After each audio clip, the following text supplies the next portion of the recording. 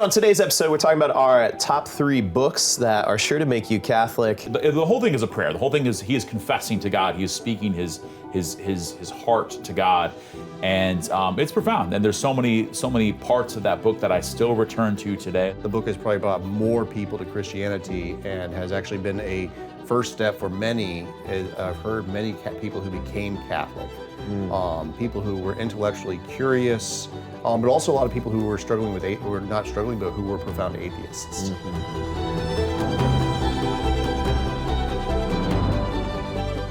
All right, so on today's episode, we're talking about our top 3 books that are sure to make you Catholic. Maybe, Father Michael, you want to start us off? I will. I'm super excited. I love to read. If you guys have never read a book before, you're going to want to read every book that we recommend. Yeah. And so I guess our money back guarantee on this, if people read these books and don't become Catholic, then we owe them back their money for how much the book costs.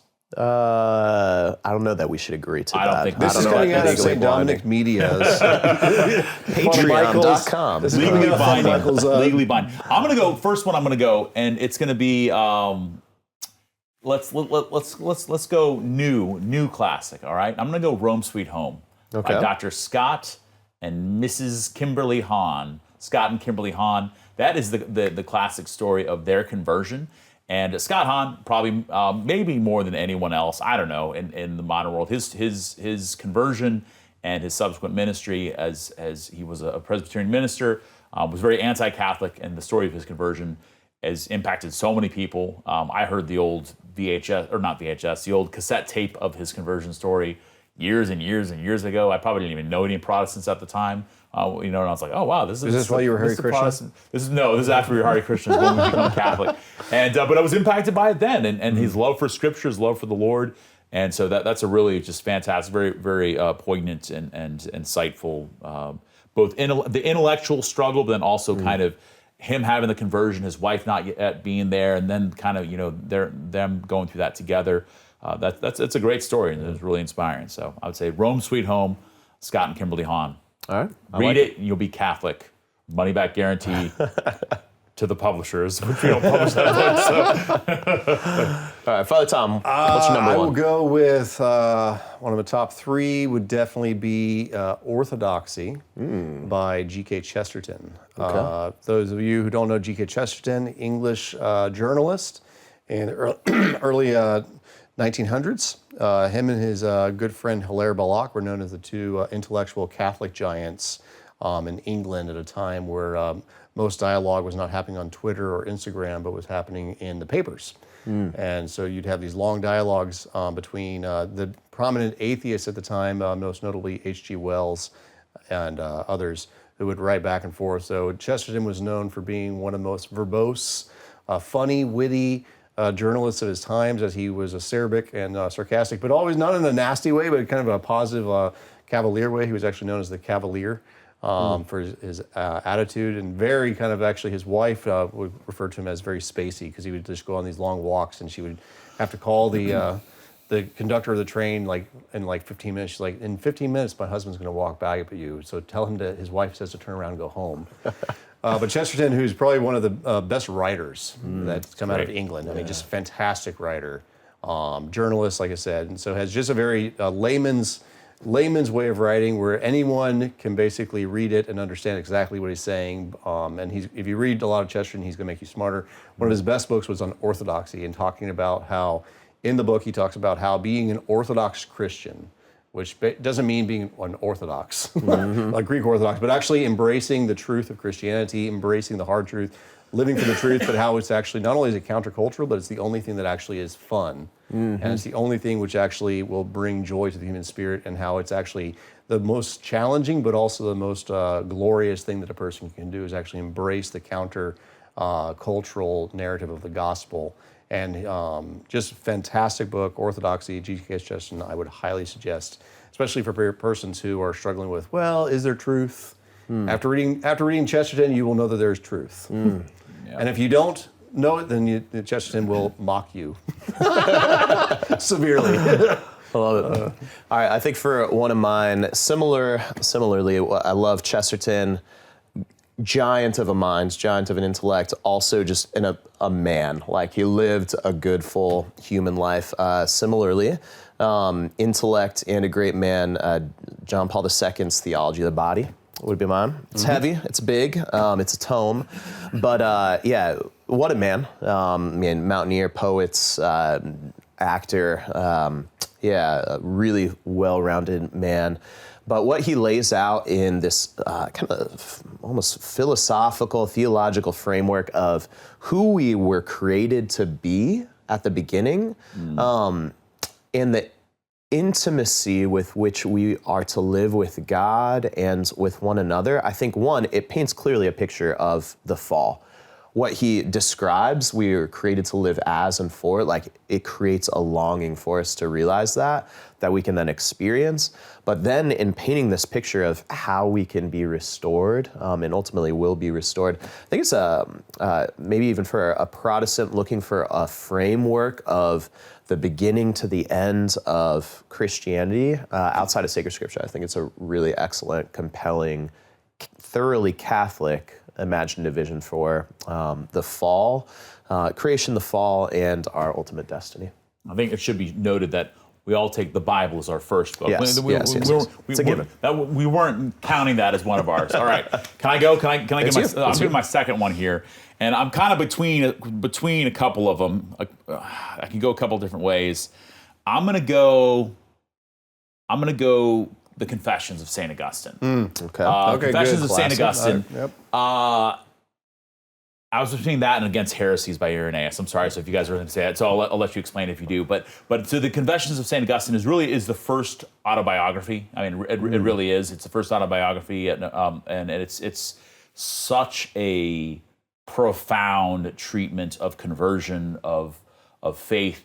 The guy, you want to know the Bible, that guy is swimming in Scripture. Every page. The whole thing is a prayer. The whole thing is he is confessing to God. He is speaking his heart to God. And it's profound. And there's so many parts of that book that I still return to today, that I still reflect on in overcoming sin, in my longing for God, in the sacraments, and so many aspects. And Augustine was Catholic, so he was part of the one holy Catholic and Apostolic Church. So recognizing that about Augustine, recognizing his towering intellect and his heart is beautiful. And seeing that conversion story, I think, is a great invitation for anyone who's not yet Catholic, maybe to begin that journey home. I love it. I'm going to go with, this might be a little controversial because he's not Catholic, but I think that he's probably brought more people to the Catholic Church than probably anyone else, which was C.S. Lewis, who actually flirted with Catholicism, and Tolkien, who's a big guy on my list, almost had him in the Inklings until finally he kind of backed out because he made friends with another guy who was Anglican. But, I mean, the line between Anglicans and Catholics is very, very small. But from C.S. Lewis At that time. Well, I'd say high Anglicans today as well. I mean, depending on the split, obviously. But so C.S. Lewis, Mere Christianity. Mere Christianity, and I'd say this maybe a little bit more generally for Christians in general. I think that the book has probably brought more people to Christianity and has actually been a first step for many. I've heard many people who became Catholic. People who were intellectually curious, but also a lot of people who were struggling with, or not struggling, but who were profound atheists. Atheists and agnostics who intellectually, they went through lots of other different world religions and they found themselves dissatisfied, and then they read Mere Christianity because they had been kind of familiar with Christianity, and they read Lewis's treatment on Christianity and why Christian, like why become a Christian. And Lewis, who was an intellectual giant, and who had actually been influenced by Chesterton himself, coming out of the English movement. He writes basically a beautiful, convincing, excellent treatise on why becoming Christian, and has really appealed to many persons who were not Christian and who began intellectual transformation in their own journey towards Christianity, which has led many towards the most intellectually robust of the denominations, which is the Roman Catholics. I don't think you can say that the Catholics are not the most robust. We have more history, more teachings, and things like that. But it's also why people are looking for intellectual rigor and intellectual kind of this desire for truth. That Mere Christianity by Lewis has probably put more people on the journey towards Catholicism, I would argue, than many other persons who might have even been Catholic. Nice. like Mere it. Christianity, C.S. Lewis. Love it. I'm going to go back to Scott Hahn for my number 2 here, which is A Father Who Keeps His Promises. Have y'all read this one? Oh, yeah. Yeah, so I've not read that one. yeah, it's worth checking out. I think particularly what Scott Hahn does in that one, I almost call him Scott. That feels weird. Yeah. Just saying Scott. Dr. Scott Hahn. Yeah, what Scott did. Scotty H. Yes. What the good doctor did in Father Who Keeps His Promises, he surveys Scripture through the lens of covenants and covenantal theology, and so kind of posits that at the beginning there's this covenant, which he defines as, or differentiates from a contract being an exchange of goods, covenant being an exchange of persons, marriage to become one family, adoption, somebody is brought into family. That there's this covenant at the start of Scripture with Adam and God, Eve and God, by which they're family. And then because of that original sin, this covenant has been broken. And as he looks through Scripture, he outlines in the Old Testament this growing in scope each time these covenants come. The drama of the Old Testament, rather, is when and how will God finally restore this covenant union for eternity? Even the prophets, he points out in the Old Testament, are asking this question and prophesying, it will come, this new and everlasting covenant. But ultimately, why I say particularly this will make you Catholic, is through that lens, you see when Jesus used that word covenant for the first and only time, it says he has lifted the bread that has become his body, and this chalice, which is the chalice of the new and everlasting covenant in my blood. And through the Last Supper and his sacrifice on the cross, the drama of the Old Testament is answered. And now we have this new covenant in the Mass that we are invited to do in remembrance of him for all eternity. Once you have a covenantal view of Scripture, I think it's a very easy step to see why you would become Catholic. So Absolutely. I mean, the Lamb's Supper being a continuation. Supper of the Lamb. That'd be another awesome The Lamb's Supper is also one that, and it'll make you hunger for the Eucharist. And I think there's no better reason to become Catholic than because of Jesus. And we when you have Jesus in the Eucharist, receiving body, blood, soul, and divinity as a fulfillment of that. What I think is funny is, if I remember correctly, Scott Hahn started off his quest in the effort to disprove Catholicism. Yeah. Like he started off attempting to disprove it and ended up becoming Catholic. Yeah. So. Man, we only get 3, right? I'm sorry. That's right, that's what we're saying. Lamb's Supper was not mine, but it is up there. Actually, read Lamb's Supper, you'll become Catholic. Read A Father Keeps His Promises, you'll become Catholic. I'm going to say, I think Fulton Sheen needs to be on this list. Yeah.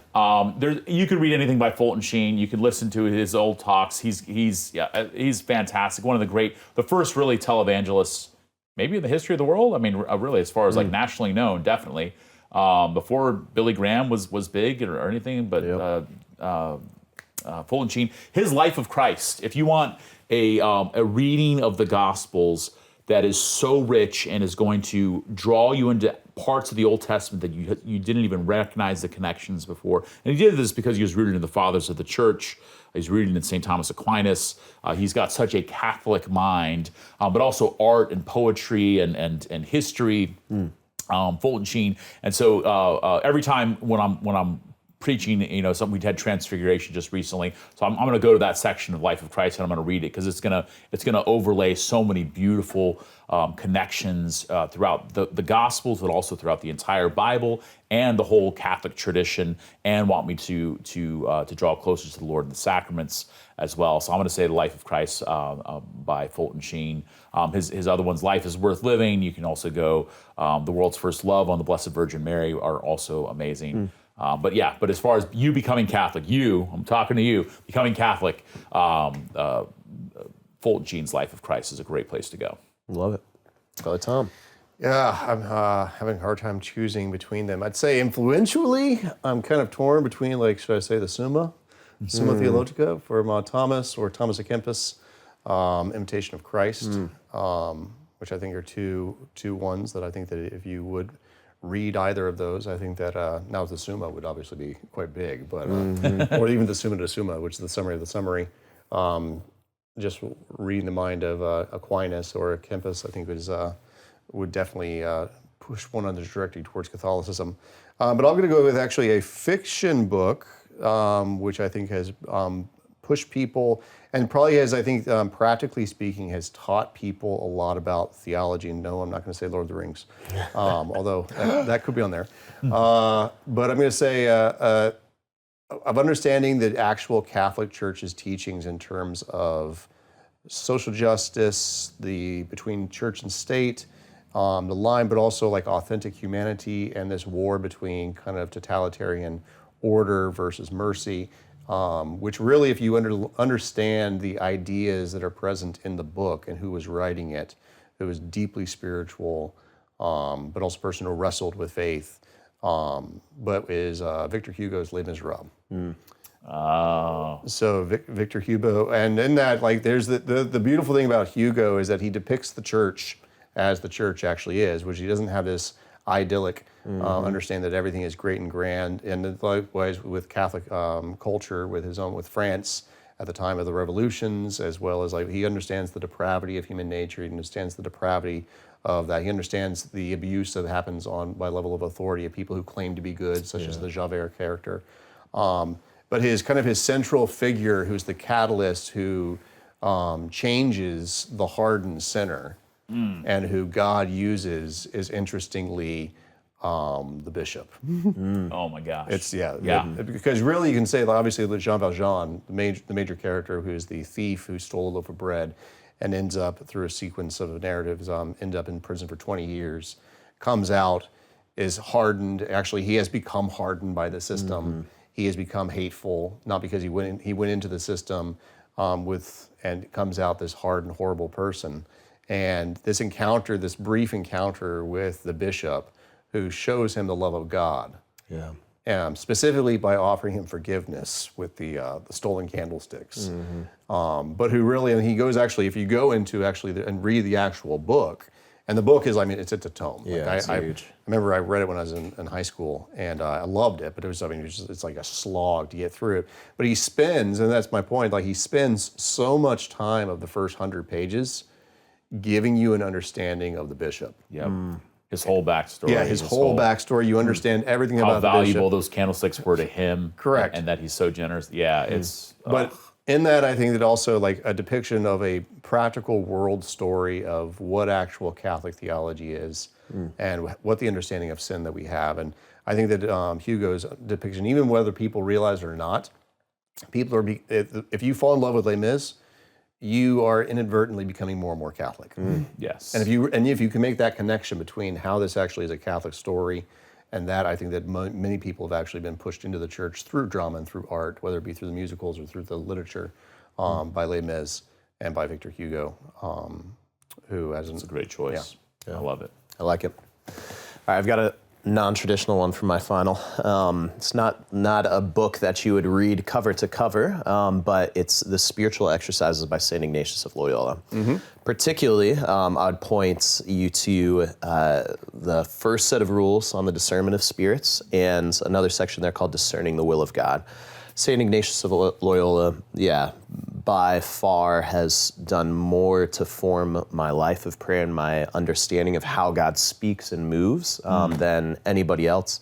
And it's incredibly practical stuff. I think for, especially Western minds who want clarity and understanding, he provides that in his spiritual exercises of what our experience is and how we can identify where that experience is coming from, where it's leading to, if that's good or ill, and how we should react accordingly. And I think for anybody who's on the journey exploring Catholicism, being formed spiritually, not just intellectually, is a huge piece of the journey.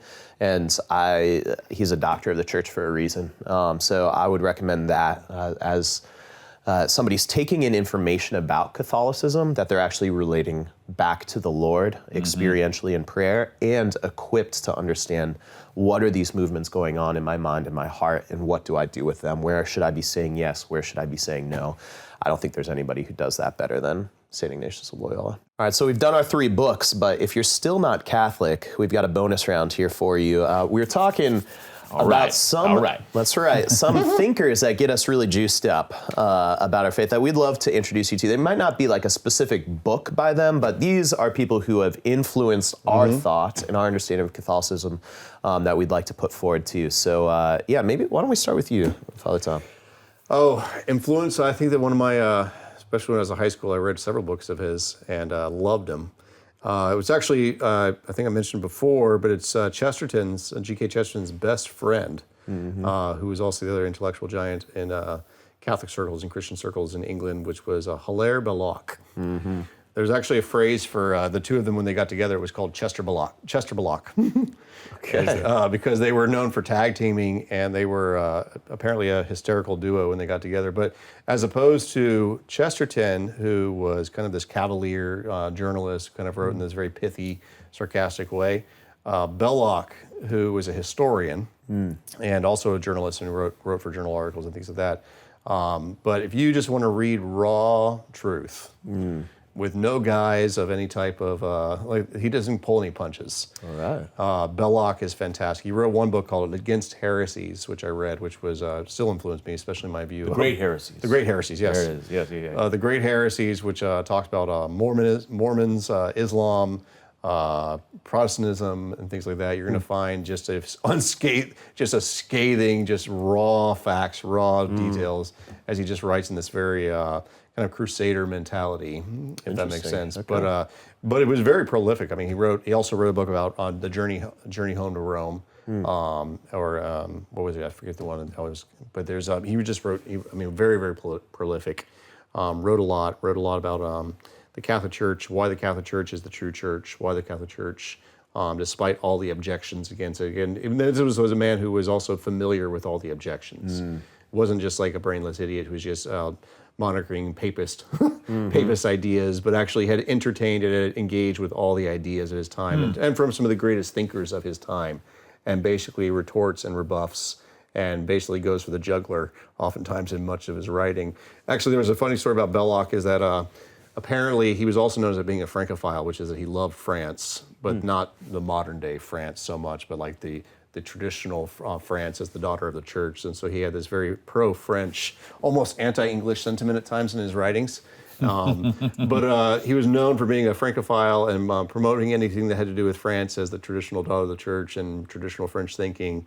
And at one point he was actually brought to Oxford and was giving a talk on, basically he had this paper where he had written how Anglo-Saxon literature and Anglo-Saxon culture had not contributed anything to Christendom. He wasn't always right. Belloc's not always right in what he said. But what was funny is that Belloc, who was known for being just brilliant in his rhetoric, he was giving this debate and he was open to questions and so forth. And apparently the young Tolkien, who was like in his 30s and who was the dean of the Anglo-Saxon literature at Oxford, I believe it was, basically is sitting there quietly, and like his friend turns to him and he's like, nudges him, he's like, John, he's destroying your entire field of study. He's like, aren't you going to stand up and say something? And Tolkien is credited as turning to a guy, and he's like, absolutely not. He said under his breath, he's like, you never challenge Belloc. That will lead to debate. He's like, he will humiliate you. But I'd say that in terms of his writing, very pro-Catholic, again, a little bit aggressive, but great writer, fantastic historian. So I'd highly suggest Belloc. Nice. I like it. Father Michael. All right. What you got? Well, I'm going to go with one. It's definitely a theological giant, and you like Belloc. I mean, you could read anything from him, and you're going to become a better thinker, a better Christian, a better and want to become Catholic. And that is Joseph Cardinale Ratzinger. Joseph Ratzinger, Pope Benedict XVI. Pope Benedict XVI, I don't know of any modern theologian who wrote with such clarity and with such beautiful writings, but also with such a love for Jesus. Jesus is always who he's focusing on, and you see the consistency and beauty of the whole Catholic tradition in everything he writes. I mean, his Introduction to Christianity is that staple Catholic book, or just really it's supposed to be an introduction to Christianity. You're like, I don't know if I'd hand this to someone who's just learned about Christianity. But as far as the principles of the creed, his Spirit of the Liturgy, for me, is one of the most influential books on how we worship God.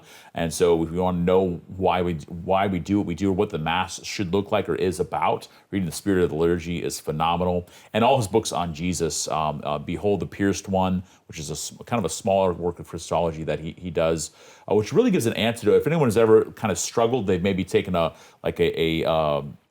class on the New Testament or Old Testament, and like a biblical studies class, maybe kind of their faith has been shook by that, by different theories, critical theories, or textual theories, or schools around the Bible. Reading Behold the Pierced One will really start to kind of, I think, heal that in an authentic way. But then he applies all the principles he puts forward in Behold the Pierced One in his 3-part series on Jesus of Nazareth, which is just so good, it's fantastic, and so Catholic, and so just makes you want to just swim in the liturgy and in the scriptures and in the saints. So I'll say Joseph Cardinal Ratzinger. He's impacted and continues to impact and affect me. His encyclicals as well, the ones he wrote as Pope, are fantastic. He wrote Deus Caritas Est. Deus Caritas Est, Spe Salvi.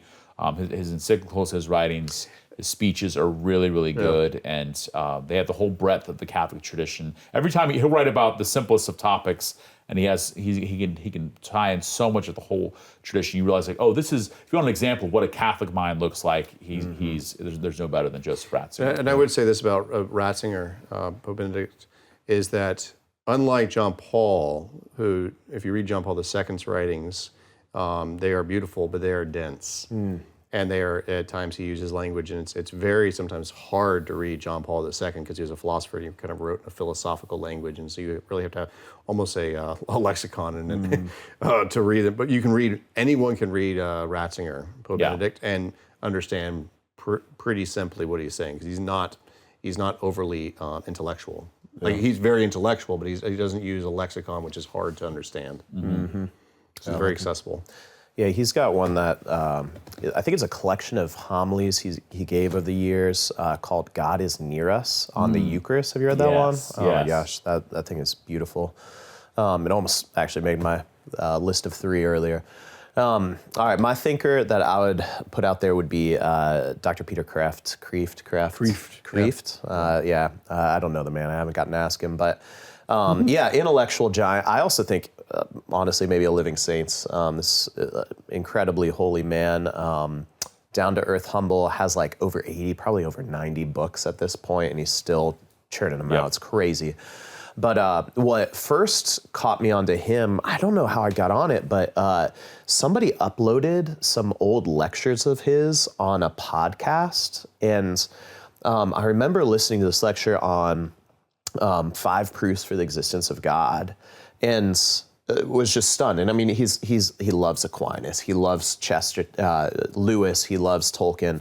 He's formed by all these amazing minds, but then can like put this information forward in a way a layman can, really engage with and understand. So that one, there's another one, Moral Theology and Homosexuality, which is just an amazing, like, charitable, loving, but clear presentation of the church's understanding there. He had another one on there about women in ordination and pro-life philosophy, just looking at it not from a theological view, but just a secular philosophical view. So I encountered this podcast somehow and was brought, I think it was my first exposure really into some of this intellectual rigor in Catholicism when I was in high school, and since then I've dipped in and out of his works over the years, and highly recommend Dr. Peter Kreeft. He's a giant for sure. Always good. I've been reading right now. He has these newly published.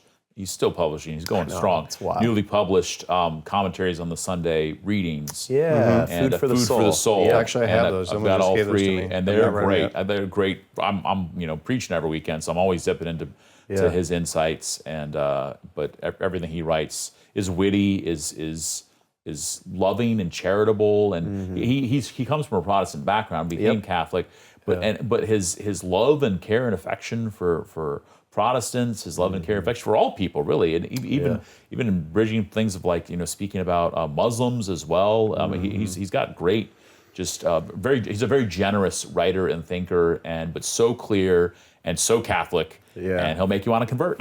Yeah. He wrote a really good book on angels and the philosophy of angels. That's and things right, like that. yeah. It was short. It was good. Yep. So. Yeah, he's got another one on heaven, like everything you ever want to know about heaven, but never thought to ask. That's just clear, cool, insightful, and witty. He's got a good sense of humor. So is it Kraft or Kreeft? I've always heard Kreft. I thought it was Kreeft. I'm sure he's listening right now. This is the problem with reading. So just let us know, Peter. When you hear this, you can call in St. Dominic's Media. Awesome, guys. Well, we've got more to listen to, read, to think about now, as do our listeners. So, thanks for joining us for this conversation. We'll see you next time.